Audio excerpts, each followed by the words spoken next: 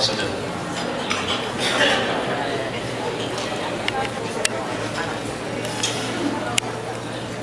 Madam Abilita Ramos, good morning po. It's quite an honor that I will be in the same forum as you, Madam Ramos. I've always considered President Ramos as someone who, if he stayed longer as president, would have propelled the Philippines to a higher status economically, so that we can be more competitive with our neighboring countries, especially Korea, Taiwan, Malaysia, and Thailand. Madam Ramos, maraming salamat. My thanks also to my former colleague in the cabinet, Bebet Bozon, formerly of the DNR. We were together in the cabinet, and my colleague in the House of Representatives for, I think, 2 terms. He was Congressman of Bukidnon, when I was Congressman of a city district here in Metro Manila, Parañaque. I've always been an admirer of the ability of Congressman Derek Acosta to articulate his views in the most eloquent way, especially using the timbre of his voice. I have been asked to talk about the Climate Change Act, the Public Act 9729, which I have the good fortune of being the principal author in the House of Representatives, and on the other side, the Senate, the principal author is Senator Loren Legarda.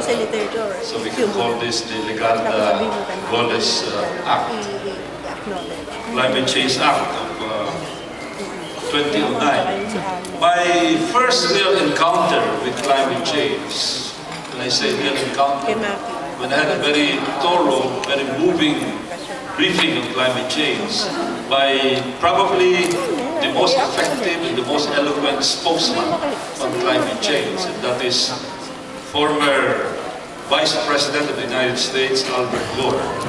I had the good fortune of being one of the few people invited by Ambassador Alyoshenko when he hosted this presentation by former Vice President Albert Gore in Makati sometime in February 2006.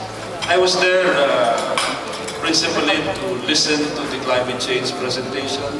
I thought I've read enough about it, but I was enthralled and really captivated by the very powerful presentation made by Vice President Al Gore.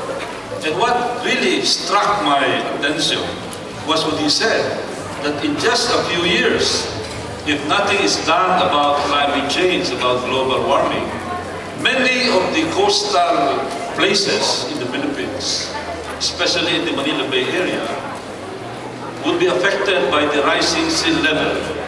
And he was talking that maybe in a few decades, the sea level would rise by 1 meter, maybe even 2 meters, and it would dislocate millions of people in Metro Manila. And of course, my city, Parañaque, is a coastal city along Manila Bay, and that really attracted my attention. And therefore, the following Monday, I don't know if Congressman Acosta was there, I immediately delivered a privileged speech and talked about what I witnessed, what I heard about the presentation of climate change by Vice President Al Gore.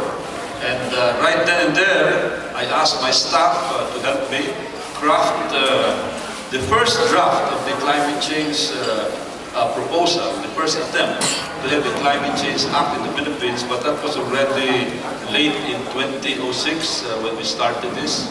And 2007 was around the corner already, an election year, and therefore nothing came out of it. But after I got fortunately re-elected in 2007, I refiled the bill.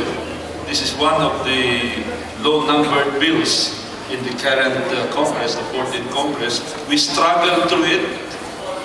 There were so many other bills that were given attention, but finally, through the help of the Committee on Ecology and also the Committee on Environment and Natural Resources, one under Congresswoman Belma Cabilao and the other under Congressman Roilo, we finally was able to get it out of the committee, get it out of plenary, and bicameral conference committee with the Senate. And it waited a while. It was forwarded to Malacanang on October 1. And of course, I knew that the President was quite preoccupied with so many other things.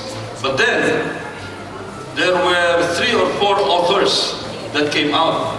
They decided to co-author the climate change bill of 2009. And when they co-authored it, Malacanang gave it its ready and its immediate attention.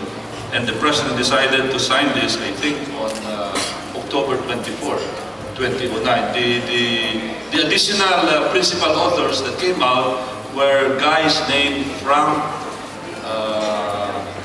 Ondoy, and Pipig. These were the principal authors that accelerated the final enactment of the Climate Change Act of 2009. What is the Climate Change Act of 2009? I was asked to brief about this. It is known as the Climate Change Act of 2009. Of course, we have the PowerPoint already. Declaration of policy. The policy of the state to adopt the principle of protecting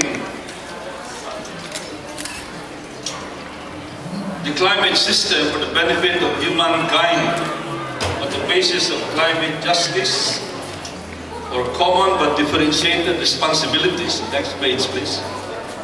And the precautionary principle to guide decision-making in climate risk management.